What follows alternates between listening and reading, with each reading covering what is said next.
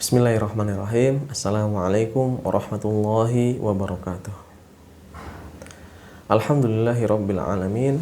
Wassalatu wassalamu ala asyrafil anbiya'i wal mursalin nabiyina Muhammadin wa ala alihi wa sahbihi ajma'in wa sallama tasliman mazida wa ba'd. Anak-anakku sekalian yang semoga dirahmati oleh Allah Subhanahu wa taala. Pertama-tama, marilah sama-sama kita panjatkan rasa syukur kita kehadirat Allah Subhanahu wa taala, yang mana Allah Subhanahu wa taala memberikan kepada kita limpahan nikmat dan karunia-Nya, sehingga nih pada kesempatan pagi hari ini kalian masih memiliki badan yang segar, masih memiliki badan yang sehat dan bisa ikut hadir belajar.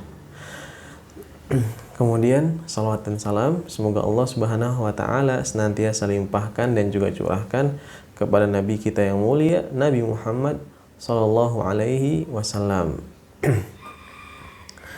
Baik anak-anakku sekalian yang Bapak cintai karena Allah Subhanahu wa taala, pagi hari ini kita akan belajar pelajaran Al-Qur'an hadis, yang mana kita akan mengenal atau mempelajari hadis Nabi sallallahu alaihi wasallam yang mulia. Tentang apa? Hadis perkara syubhat, halal dan juga haram. Kalian harus mengetahui nih, karena hadis ini sangat penting sekali karena ini berkaitan dengan sesuatu yang halal, sesuatu yang haram atau ada perkara di antara sesuatu yang halal dan yang haram. Ini disebut dengan syubhat. Baik anak-anakku sekalian yang semoga dirahmati oleh Allah Subhanahu wa taala, sebelum kita bahas hadisnya, Pak Arif akan bacakan dulu. Kalian simak baik-baik perhatikan apa yang di buku. An Abi Abdillah, dari Abi Abdillah An-Nu'man ibn Bashir radhiyallahu anhu maqal. Nu'man bin Bashir radhiyallahu anhu maqal, sami'tu Rasulullah sallallahu alaihi wasallam yaqul, aku mendengar Rasulullah sallallahu alaihi wasallam bersabda, innal halala bayyin wa innal harama bayyin wa bainahuma umurun mushtabihat. Sesungguhnya sesuatu yang halal itu jelas, sesuatu yang haram itu jelas, namun di antara keduanya ada sesuatu yang samar, syubhat, mushtabihat, sesuatu yang samar. Kemudian beliau melanjutkan, la ya'lamuhunna katsirun minan nas. Banyak sekali manusia yang enggak tahu nih terkait sesuatu yang syubhat ini. Kalau yang haram, halal jelas, yang haram juga jelas, tapi yang syubhat nih, sesuatu di antara yang halal dan yang haram, banyak orang yang enggak tahu tentang hal tersebut. Famanittaqash syubuhati faqad istabra'a lidinihi wa irdihi. Barang siapa yang menjaga dirinya dari syubhat, dia meninggalkan syubhat, maka dia telah menjaga agama dan kehormatannya. Faman waqa'a fish syubuhat, barang siapa yang jatuh ke dalam suatu yang syubhat, faqad waqa'a fil haram, maka dia telah terjerumus ke dalam sesuatu yang haram. Karra'i yar'a haulal hima, seperti seorang penggembala yang dia menggembala di dekat daerah terlarang. Yushiku an yarta'a fihi, itu gembalanya tersebut dikhawatirkan akan masuk ke dalam suatu atau daerah yang terlarang. Ala wa inna likulli malikin hima, ketahuilah bahwasannya setiap raja itu punya daerah kekuasaan, daerah terlarangnya. Ala wa inna himallahi maharim, ketahuilah bahwasannya daerah daerah terlarang Allah Subhanahu wa taala itu adalah maharimuhu, hal-hal yang diharamkannya oleh Allah. Ala wa inna likulli jasadin mudghah, ketahuilah di dalam tubuh ini ada segumpal darah. Mudghah. Idza saluhat saluhal jasadu kulluh, apabila dia baik maka seluruh tubuhnya juga baik. Wa idza fasadat fasadal jasadu kulluh, dan apabila buruk maka buruk juga semua anggota tubuhnya. Ala wahyal qalb, ketahuilah dia adalah hati. Rawahul Bukhari wa Muslim. Hadis ini diriwayatkan oleh Bukhari dan Muslim. Ya, baik anak-anakku sekalian yang semoga dirahmati oleh Allah Subhanahu wa taala. Ya, kita ambil penjelasan dari hadis tersebut. Ya, hadis tersebut ya, hadis ini sahih ya, diriwayatkan oleh Bukhari dan Muslim. Yang mana sahabat yang meriwayatkan hadis ini adalah An-Nu'man ibn Bashir radhiyallahu anhuma. Yang mana beliau ini lahir pada tahun 1 Hijriyah dan wafat tahun 64 Hijriah. Berarti kurang lebih beliau ini hidup 64 tahun atau 63 tahun, subhanallah. Kemudian kunyah beliau ya. Kunyah ini apa sih? Kunyah itu nama yang diawali dengan kata Abu ya. Jadi kunyah beliau adalah Abu Abdillah. Ya, seperti Abu Bakar. Ini juga kunyah untuk Abu Bakar ya. Yang mana nama asli beliau apa? Abdullah dan lain-lain. Pokoknya setiap nama nih yang diawali dengan kata Abu berarti itu disebut apa? Kunyah. Hadis ini ya di antara penjelasan yang kita bisa petik nih di awal hadis Nabi SAW bersabda innal halala bayyin. Ya, sungguhnya suatu yang halal ini jelas. Wa innal haram bayyin, dan yang haram juga jelas ya. Maksudnya apa? Maksudnya adalah segala sesuatu yang halal itu jelas ya.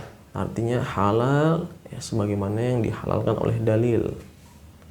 Kemudian haram juga jelas ya, sebagaimana sudah diharamkan oleh dalil ya. Halal contohnya apa ya? Sesuatu yang halal ini banyak ya, karena para ulama memberikan kaidah umum ya, bahwasannya hukum segala sesuatu ya, segala sesuatu ya yang bukan ibadah ya, segala sesuatu yang bukan ibadah hukum asalnya adalah halal ya. Ini banyak makanan yang halal ya, buah-buahan banyak yang halal ya, selama misalnya buah-buahan tersebut atau makanan tersebut tidak memudaratkan diri kita ya. Yang diharamkan oleh Allah Subhanahu wa taala juga jelas nih ya. Sebagaimana Allah Subhanahu wa taala mengharamkan babi, kita makan babi. Allah Subhanahu wa taala mengharamkan minum-minuman keras ya, termasuk juga menggunakan narkoba dan lain sebagainya, hal-hal yang memudaratkan ya. Jadi hukum yang halal sudah jelas ya, karena sudah dijelaskan oleh Nabi SAW. Yang haram juga sudah jelas karena sudah dijelaskan oleh Nabi SAW. Namun kata beliau wa bainahuma umurun mushtabihat. Tapi nih di antara keduanya, di antara halal dan haram, ternyata ada perkara-perkara yang syubhat, yang samar. Ini halal nggak ya? Ini haram nggak ya? Ya, seperti misalnya parfum ya, yang dia ini beralkohol ya, ini halal atau enggak ya? Haram atau enggak ya? Parfum kan boleh, tapi ini ada alkoholnya, boleh nggak ya? Nah, atau misalnya produk-produk makanan cuma nggak ada label MUI-nya ya. Biasanya kalau sudah ada label MUI berarti makanan ini sudah diteliti sama MUI dan sudah dijamin bahwasanya bahan-bahan yang digunakan itu halal. Nah, namun ada produk yang misalnya nggak ada label MUI, wah ini halal nggak ya, haram nggak ya? Nah, kayaknya halal tapi ragu-ragu, takutnya ada yang haram karena belum ada label MUI-nya. Nah, ini suatu yang samar, nggak tahu kita mana apakah dia masuk ke dalam yang halal atau dimasuk ke dalam yang haram. Nah, anak-anakku sekalian ya, perkara yang syubhat ini ya, Nabi kabarkan bahwasannya banyak orang yang nggak tahu ya. Ternyata banyak sekali orang yang nggak tahu. Nabi SAW bersabda, la ya'lamuhunna katsirun minan nas. Banyak orang yang nggak tahu ya. Artinya apa? Ya, artinya bisa jadi sebagian orang tahu, dia yakin ini halal atau haram ya, seperti para ulama yang mereka memang memiliki ilmu sehingga mereka bisa menghukumi halal dan haram ya. Adapun seperti kita orang biasa yang ilmunya kurang, maka terkadang bingung ya untuk menghukumi sesuatu halal atau haram, sehingga Nabi SAW bersabda apa? La ya'lamuhunna katsirun minan nas. Banyak orang yang nggak tahu nih ya, terutama pada perkara-perkara yang syubhat. Ya Pak Arif, kemudian solusinya bagaimana Pak Arif supaya kita terhindar dari hal yang syubhat ya? Caranya mudah nih, karena sudah diberikan solusinya oleh Nabi SAW. Beliau bersabda, "Famanittaqa syubuhati faqad istabra li dinihi wa irdihi." Barang siapa yang menjaga dirinya dari syubhat, maka dia telah menjaga agama dan kehormatannya. Ya. Jadi kalau kalian mendapati perkara-perkara yang samar, kalian bingung nih, ini makanan halal atau haram, ya, makanya oleh karena kalian tinggalkan aja, ya, kalian tinggalkan, nggak usah kalian kerjakan. Kalian mendapati sebuah perbuatan, sebuah permainan nih, mainan ini halal atau haram ya. Permainan kan hukum asalnya boleh-boleh aja, tapi dalamnya misalnya ada musik, ya, menampilkan aurat wanita dan lain sebagainya, boleh nggak ya? Berarti karena ini suatu yang samar, kalian tinggalkan, ya. Karena kata Nabi SAW, kalau kalian tinggalkan syubhat tersebut, maka kalian telah menjaga agama kalian dan kehormatan kalian. Namun di sini Nabi SAW mengingatkan, faman waqa'a fi syubhat waqa'a fil haram. Kalau dia nekat mengerjakan yang syubhat, yang samar, maka Nabi SAW mengatakan apa? Faqad waqa'a fil haram. Maka sungguh dia telah terjatuh kepada sesuatu yang haram. Penting nih anak-anak sekalian, ya. Nabi SAW mengingatkan kalau kita nekat mengerjakan yang syubhat, ya, padahal hal tersebut masih samar, ya, belum jelas buat kita, maka kita akan terjerumus ke dalam sesuatu yang haram. Iya. Jadi kalau ada yang syubhat, jangan ragu-ragu untuk apa? Untuk ditinggalkan. Nah, kemudian Nabi SAW memberikan perumpamaan nih, ya, kenapa sih orang yang mengerjakan sesuatu yang syubhat ini, ya, dia terjerumus ke dalam yang haram. Beliau bersabda, karra'i, ya, perumpamaannya apa? Seperti seorang penggembala. Karra'i yar'a haulal hima, yang mana penggembala tersebut menggembala kambing, ya, atau menggembala hewan ternak. Haulal hima, ya, di dekat daerah terlarang, ya. Jadi kalau di suatu tempat misalnya ada daerah terlarang nih, artinya nggak boleh masuk ke sana, orang sembarangan nggak boleh masuk. Nah, kalau seorang penggembala nih, ya, menggembala di dekat daerah terlarang tersebut, ya, maka apa yang terjadi, ya, maka lambat laun atau sebagian hewan ternaknya itu sadar atau tidak akan masuk ke daerah terlarang tersebut, ya. Kenapa? Ya karena dia menggembala di dekat daerah terlarang, ya. Memang awalnya enggak, namun sedikit demi sedikit, ya, pelan tapi pasti dia akan masuk dalam daerah terlarang tersebut. Nah, itu dia. Oleh karena Nabi SAW di sini mengatakan kalau kita nekat mengerjakan sesuatu yang syubhat, ya, maka kita jatuh ke dalam sesuatu yang haram. Nah, kemudian Nabi SAW memberikan perumpamaan yang lain, ya. Ala wa inna likulli malikin hima, ya. Ketahuilah bahwasannya seorang raja itu punya daerah terlarang, ya. Artinya seorang raja itu, ya, terkadang berkehendak nih melarang, nih daerah sini nggak boleh ada orang yang masuk sembarangan, hanya orang-orang khusus aja, misalnya orang-orang kerajaan aja atau tamu-tamu kerajaan misalnya, ya. Nggak boleh ada yang masuk sembarangan orang ke sana. Nah, begitu juga Allah Subhanahu wa Ta'ala punya daerah-daerah terlarang. Nabi SAW bersabda, ala wa inna likulli malikin hima, ala wa inna himallahi maharimuh. Ya, ketahuilah bahwasanya daerah terlarang Allah adalah hal-hal yang diharamkan oleh Allah Subhanahu wa Ta'ala. Jadi hal-hal yang diharamkan oleh Allah Subhanahu wa Ta'ala, ya, seperti berzina, ya, berdurhaka kepada orang tua, ya, itu adalah daerah terlarang, ya, bagi Allah, ya. Jadi sini Nabi SAW memberikan perumpamaan nih, ya, akan daerah terlarang, ya, yang ditentukan oleh seorang raja dengan, ya, daerah terlarang, ya, dari Allah Subhanahu wa Ta'ala. Jadi daerah terlarang Allah ini adalah sesuatu yang diharamkan. Artinya kalau kita melanggar, mengerjakan sesuatu yang diharamkan oleh Allah Subhanahu wa Ta'ala, kita artinya masuk ke dalam hal-hal, atau daerah yang sudah dilarang oleh Allah Subhanahu wa Ta'ala, ya. Dan kalau kita melanggar, ya, tentunya kita berhak untuk mendapatkan apa? Mendapatkan azab. Siapa yang mau di antara kalian mendapatkan azab dari Allah Subhanahu wa Ta'ala? Ya, pastinya nggak ada yang mau. Kemudian yang terakhir, ya, Nabi SAW mengingatkan kepada kita bahwasannya di dalam tubuh kita nih ada segumpal darah, yang mana ternyata segumpal darah ini mengatur seluruh anggota tubuh kita. Ya, kata para ulama, dia itu seakan-akan raja, ya, atau seakan-akan panglima yang dia mengatur tentara-tentara.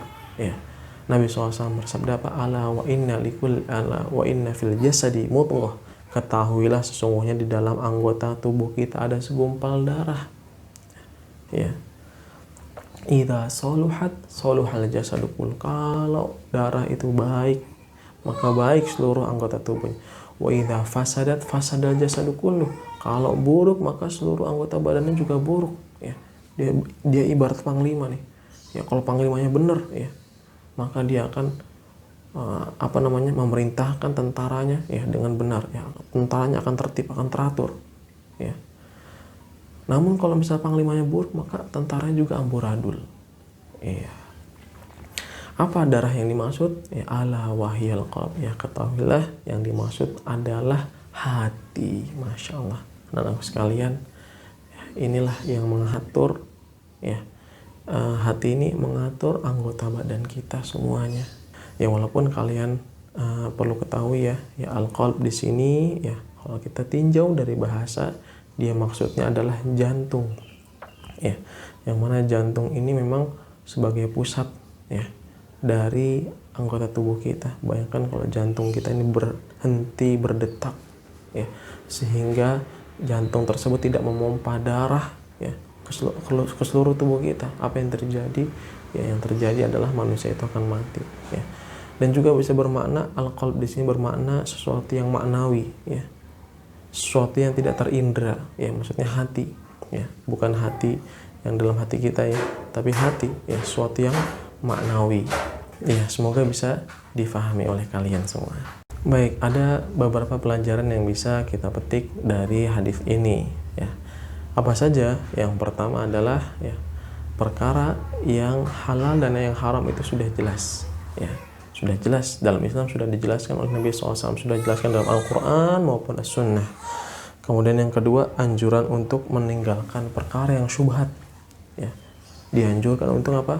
Meninggalkan perkara yang syubhat, ya. Tadi sudah dijelaskan kalau kita bagaimana cara meninggalkan solusi untuk menghadapi sesuatu yang syubhat, kita tinggalkan.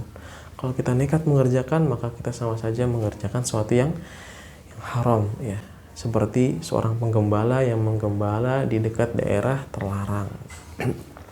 Kemudian yang ketiga, hati merupakan tolak ukur baik dan buruknya amalan bagi seluruh anggota badan. Ya, ini hati kita nih. Ya, makanya kita harus membersihkan hati kita, ya, dengan mentauhidkan Allah Subhanahu wa taala, dengan banyak-banyak berzikir pada Allah, ya. Zikir mengucapkan subhanallah, ya, dengan zikir-zikir yang mutlak, ya, kita ucapkan subhanallah, alhamdulillah, Allahu akbar, atau la haula wala quwata illa billah, ya, atau ya zikir-zikir yang terikat seperti zikir setelah sholat, ya, atau zikir pagi dan petang dan lain sebagainya.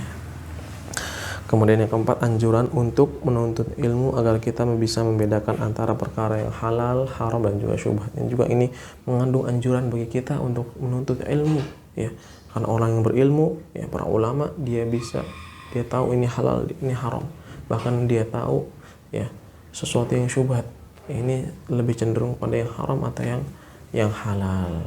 Ya, baik anak-anakku sekalian, dan semoga dirahmati oleh Allah Subhanahu wa taala.